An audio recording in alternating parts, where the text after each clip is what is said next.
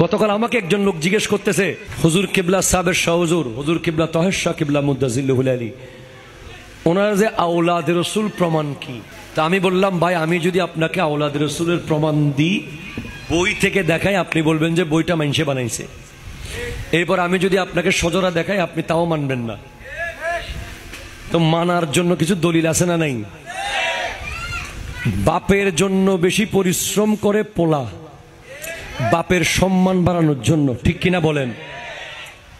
বেশিরভাগ মসজিদে দেখবেন যে সলিমা খাতুন জামে মসজিদ, বলে বানাইছে কে? অমুক। নামটা কার? তার মার। কথা বলা ঠিক কিনা বলেন? এতিমখানায় দেখবেন যে ইরফানুল হক এতিমখানা, বলে কে বানাইলো এতিমখানা? ইরফানুল হকের তৃতীয় পুত্র। কেন? বাপের স্মৃতি রাখার জন্য। বাবার স্মৃতি রাখার জন্য সন্তান সারা জীবনের পরিশ্রম দিয়ে বানিয়েছে।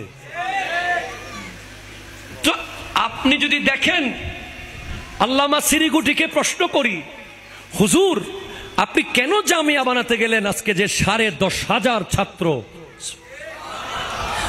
বলে উত্তর আসবে, বাঁশখালীর শেখের কিলে যখন নবীর দরুদ পড়ে নাই মানুষ। মূল কারণ কি? দরুদ। মূল কারণ কি? আরো জোরে বলেন কি? ওয়াসাল্লিমু তাসলিমা বলার পরে যখন মানুষের দরুদের আওয়াজ আসে নাই, তখন উনি চিন্তা করলেন, দাদা হুজুর, যে দরুদ শরীফকে প্রতিষ্ঠিত করতে হলে আমার একটা মাদ্রাসা বানাতে হবে।